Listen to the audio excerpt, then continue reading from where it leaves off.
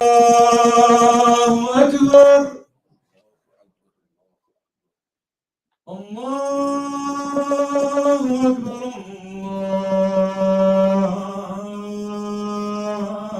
الله أكبر أشهد أن لا إله إلا الله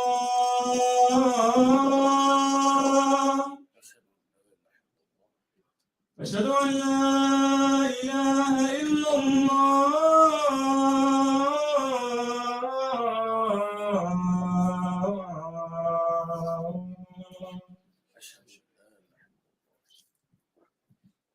أشهد أن محمدا رسول الله أشهد أن محمدا رسول الله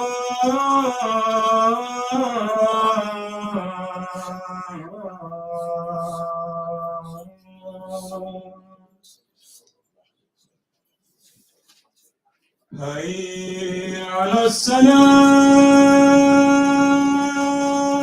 السلام هيا على السلام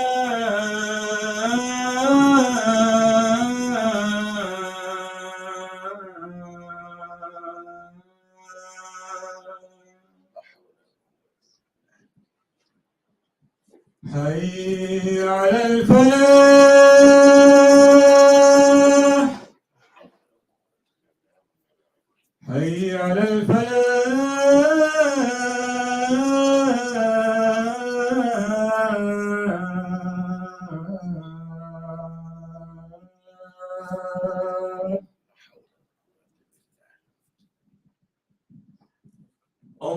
الله أكبر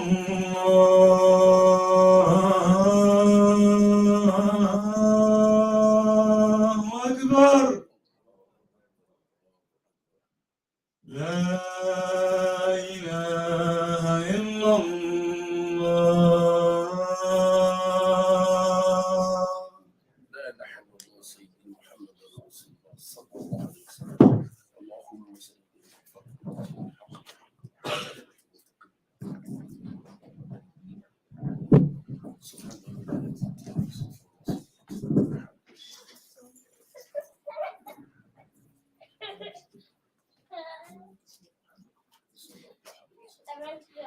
أعوذ بالله من الشيطان الرجيم بسم الله الرحمن الرحيم الحمد لله رب العالمين الحمد لله على كل حال الحمد لله الذي أنزل على عبده الكتاب ولم يجعل له عوجا الحمد لله نحمده ونستعينه ونستغفره ونعوذ بالله من شرور أنفسنا ومن سيئات أعمالنا من يهده الله فلا مضل له ومن يضلل فلا هادي له واشهد ان لا اله الا الله وحده لا شريك له واشهد ان محمدا عبده ورسوله صلى الله عليه وعلى اله وصحبه وسلم تسليما كثيرا يا ايها الذين امنوا اتقوا الله حق تقاته ولا تموتن الا وانتم مسلمون يا أيها الناس اتقوا ربكم الذي خلقكم من نفس واحدة وخلق منها زوجها وبث منهما رجالا كثيرا ونساء واتقوا الله الذي تساءلون به والأرحام إن الله كان عليكم رقيبا يا أيها الذين آمنوا اتقوا الله وقولوا قولا سديدا يصلح لكم أعمالكم ويغفر لكم ذنوبكم ومن يطع الله ورسوله فقد فاز فوزا عظيما أما بعد فإن الخير الحديث كتاب الله وخير الهدي هدي محمد صلى الله عليه وسلم وشر الأمور محدثاتها وكل محدثة بدعة وكل بدعة ضلالة وكل ضلالة في النار. We began by seeking the protection of Allah subhanahu wa ta'ala from the rejected shaitan. With the name of Allah, the entirely merciful, the especially merciful. All praise belongs to Allah subhanahu wa ta'ala. We ask for Allah's guidance. We ask for Allah's compassion, His mercy. We ask that Allah subhanahu wa ta'ala protect us from the burden of our evil deeds. We ask that Allah Azza wa Jal protect us from the evil that resides within us. We know that whomever Allah guides, no one can lead astray. And whomsoever Allah leads astray or allows to be led astray, no one can guide. I bear witness that there is no God worthy of being worshipped except Allah subhanahu wa ta'ala, and Prophet Muhammad sallallahu alayhi wa sallam is his messenger and his noble servant. We thank Allah subhanahu wa ta'ala for this beautiful privilege of being here today for Salatul Jumu'ah, alhamdulillah. We know that amongst Allah's servants were those who were given the will to be here but not the ability, while others were given the ability to be here but not the will. We should be grateful and thankful that Allah subhanahu wa ta'ala has given us, has gifted us, has granted us with both the will and the ability to be here today for Salatul Jumu'ah, alhamdulillah. Additionally, we should be grateful and thankful that we are not here as individuals, that we are deliberate about building bonds with one another.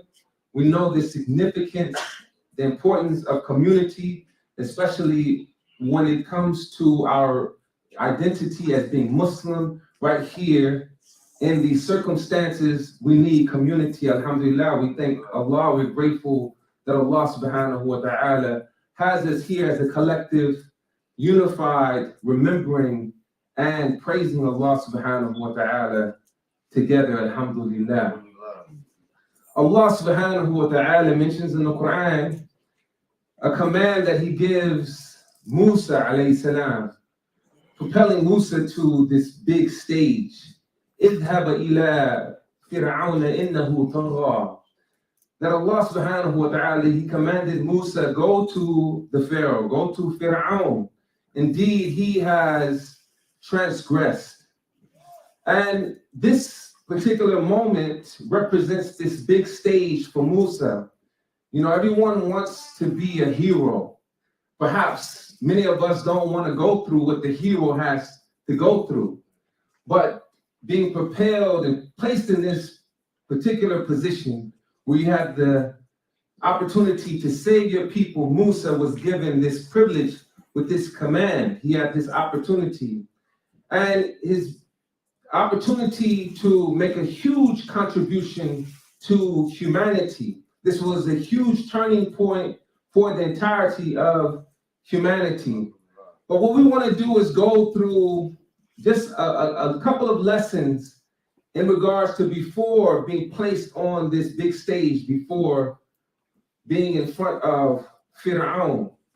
So years before this particular mission was assigned to Musa alayhi salam, some would say 10 years prior to this, Musa walked around Egypt enjoying privilege. He was raised in the house of the Pharaoh, raised in the house of Fir'aun. One particular day, which is mentioned in the Quran, he saw two individuals fighting, two individuals involved in a quarrel. Rajulaini yaqtatilani. As Allah subhanahu wa ta'ala, these two men were fighting. And Allah subhanahu wa ta'ala, He describes, هَذَا مِنْ شِيَّتِهِ وَهَذَا مِنْ عَدُوِّهِ. He says that one of the individuals was from his people, while the other individual was from amongst the oppressors, the enemy class of people, the oppressor class of people. And naturally, Musa, you have a bias. For example, I know you all, if I see you all involved in a quarrel out here, and I didn't know the lesson that Musa had to learn, I will probably immediately jump in with the bias towards your side. But alhamdulillah, we know the story of Musa alayhi salam.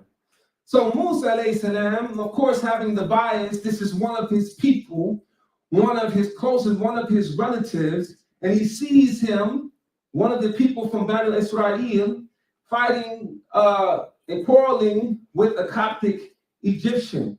So Musa just has the intention to help his brother. He sees his brother in a dispute, involved in a dispute. He wants to help his brother. as Allah subhanahu wa ta'ala mentions, فَوَكَزَهُ Musa فَقَضَى عَلَيْهِ, that Allah subhanahu wa ta'ala mentions that Musa struck him, the Coptic Egyptian, and caused his life to end. It doesn't mention qatala. He's not killing him, but he caused his life to expire. And this was not the intention of Musa. Musa alayhi salam wants to merely help his brother.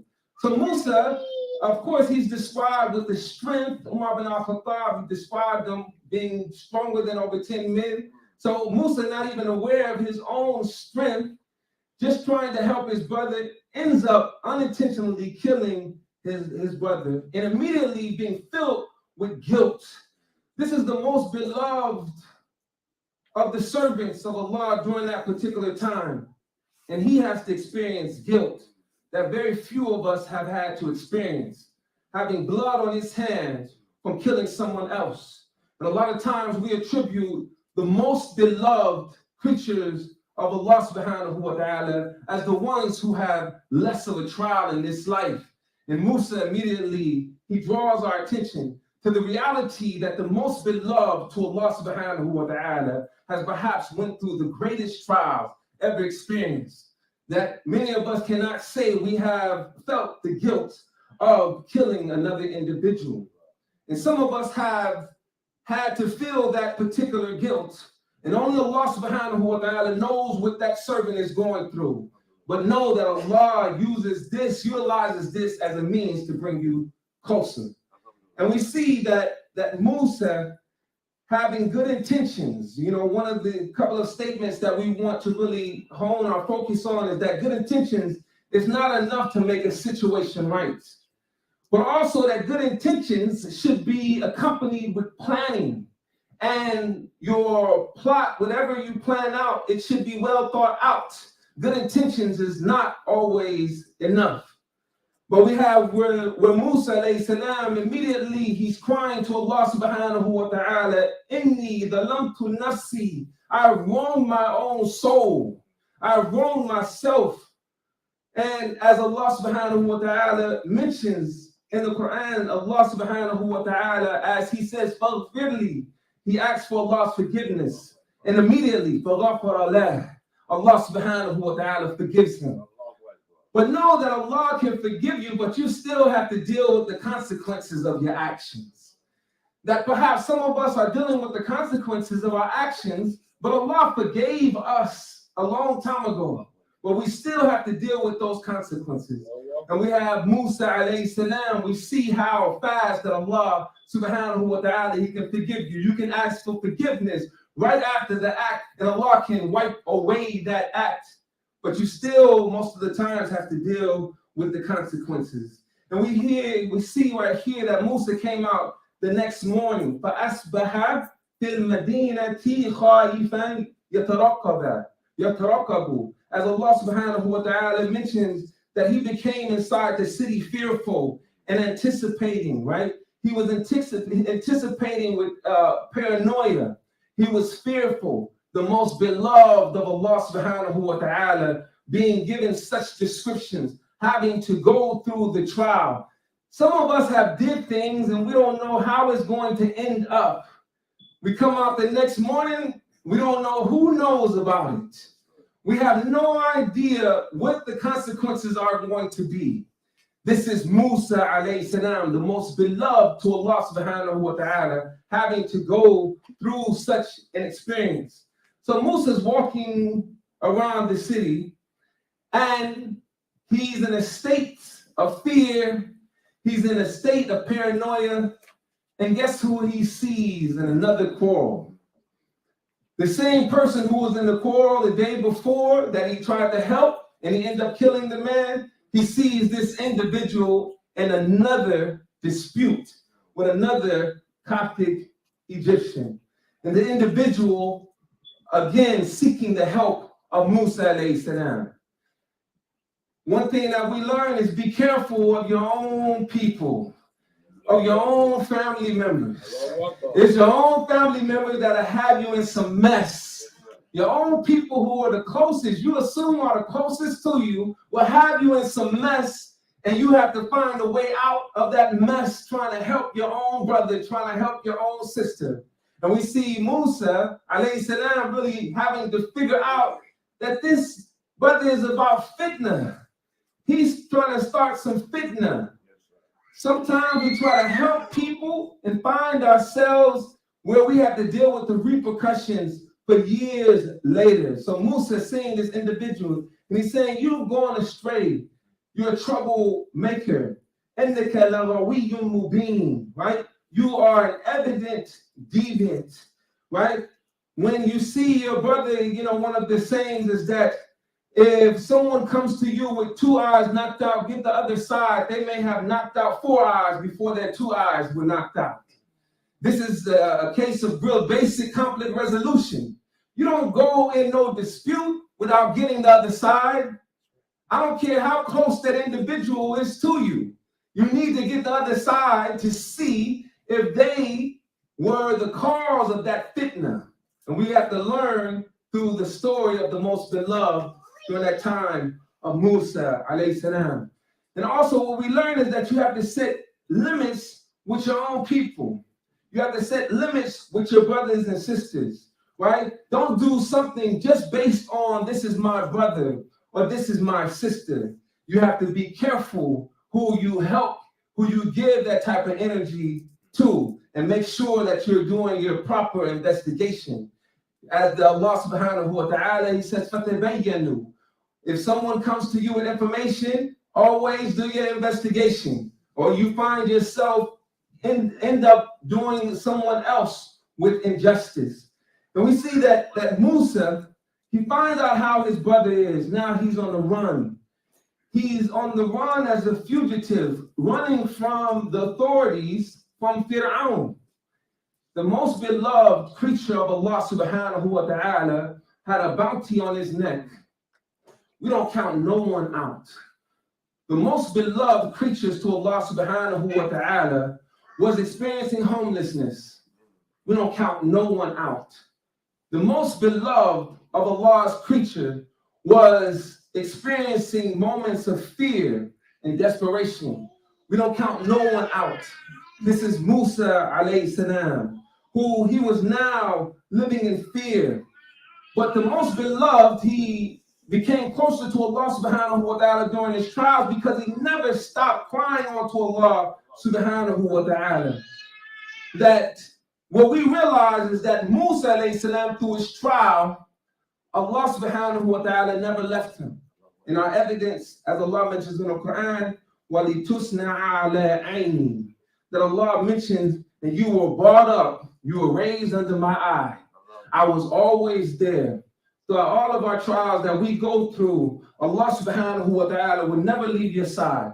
Allah has never left your side. That Allah subhanahu wa ta'ala sends you through trial to bring you closer to him and purify you. And we see that the most beloved have to go through trial. Who am I to say, to be so arrogant to think that I'm not going to go through trial? Know that Allah subhanahu wa ta'ala tried Musa before placing him on the big stage. Allah's trying us now, preparing us for the big stage. And we love when Allah subhanahu wa ta'ala plans. Allah is the greatest of all planners. ربنا آتنا في الدنيا حسنة وفي الآخرة حسنة وقنا عذاب النار. ربنا لا تزغ قلوبنا بعد إذ هديتنا وهب لنا من لدنك رحمة إنك أنت الوهاب. كل هذا واستغفر لي ولكم إنه غفور رحيم.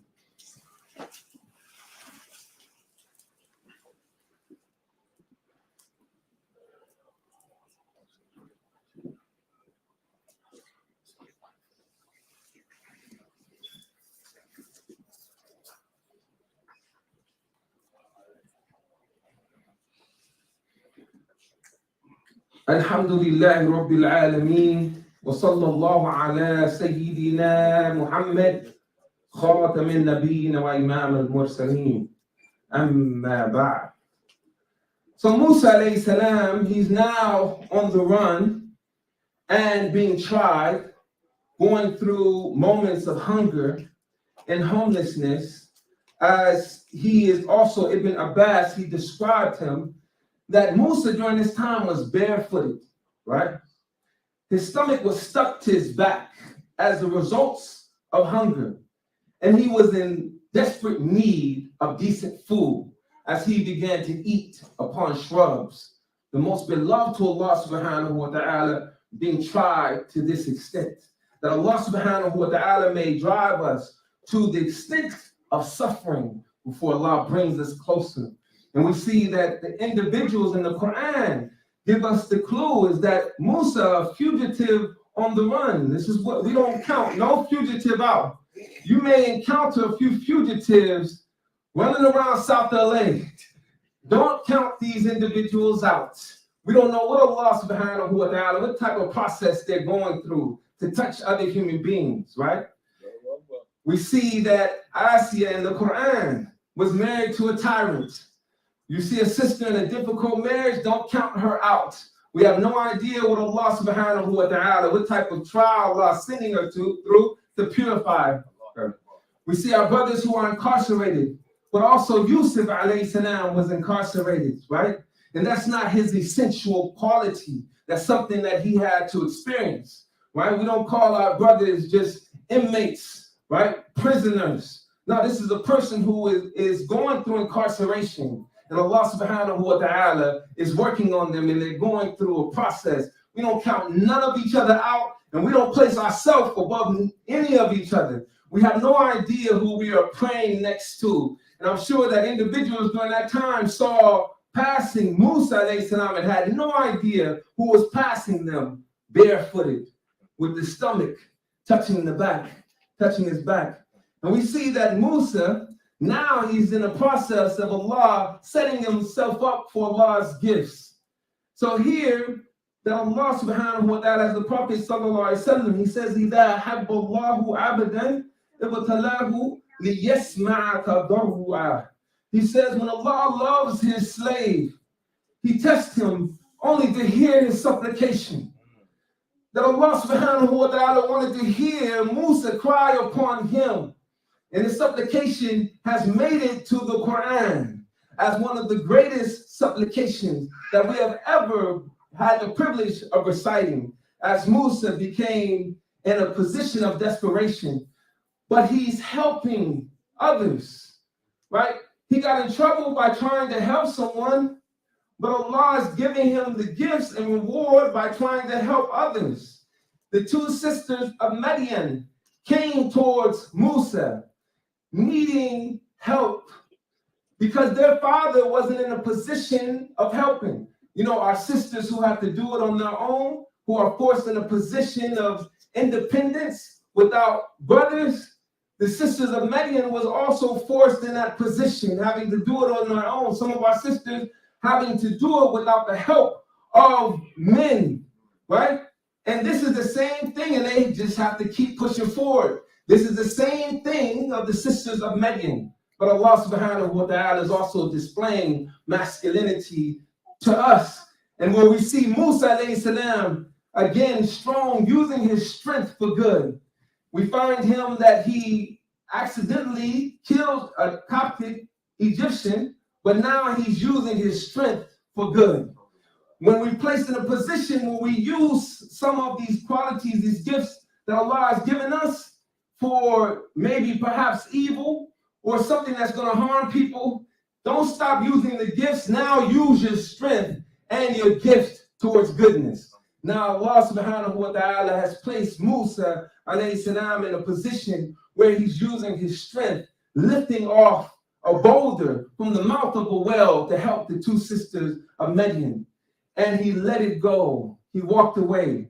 And he found himself, after helping someone, he found himself in a desperate position, crying to Allah subhanahu wa ta'ala, Rabbi inni lima anzalta ilayya min khairin faqir. My Lord, surely I am in need of whatever good you would send down to me.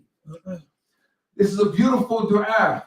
If you need anything in life, you make this dua. You ask Allah subhanahu wa ta'ala for any good that you say that you're in need.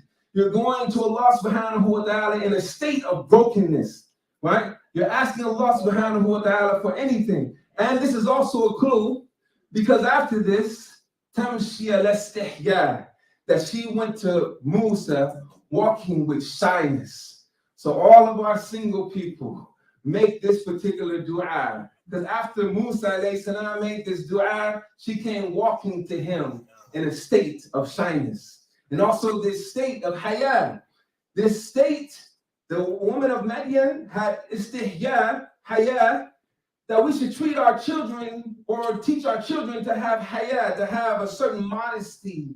Like the Muslim is not the one who just does anything. And we see the clues in this, in the way that she carried herself with modesty before Musa. And alhamdulillah, Musa found himself in a position where he can work. Allah removed him from one community and brought him towards a community that appreciated him. And he ended up working towards, some say this was the father of the woman of Madian. Some say that the father was Shu'aib, Prophet Shu'aib.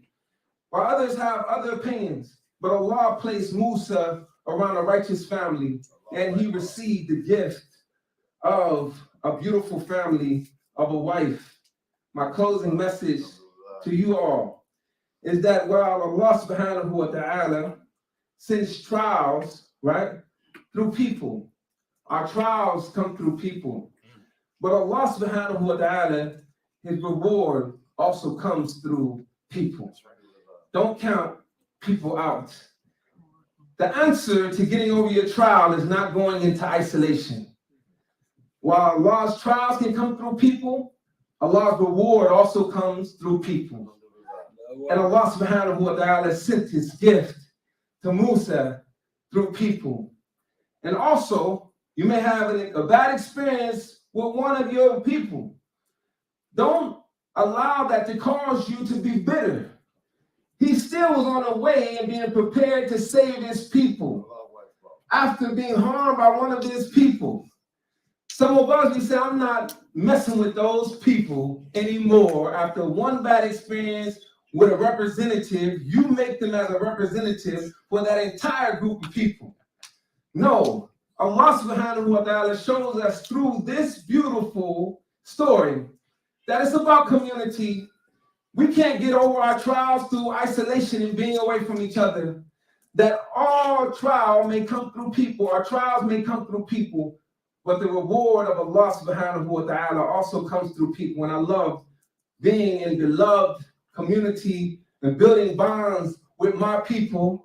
I've had some bad experiences with my people. You all have had bad experiences with your people, but they're not the representatives of all people. So keep being around people to receive Allah's gifts. We ask that Allah subhanahu wa ta'ala make us of those who benefit from the story of Musa. Allahumma ighfir li hayyina wa mayyitina wa shahidina wa ghaibina wa saghirina wa kabirina wa dhakrina wa untana. اللهم اهدنا فيمن هديت وعافنا فيمن عافيت وتولنا فيمن توليت وبارك لنا فيما أعطيت إن الله يأمر بالعدل والإحسان وإيتاء ذي القربى وينهى عن الفحشاء والمنكر والبغي يعظكم لعلكم تذكرون اذكروا الله تعالى يذكركم وادعوه يستجب لكم ولذكر الله تعالى وعلى وعز وجل وأعظم إن الله وملائكته يصلون على النبي يا أيها الذين آمنوا صلوا عليه وسلموا تسليما اللهم صل على محمد وعلى آله وصحبه وسلم تسليما كثيرا. أقيموا الصلاة. الله أكبر الله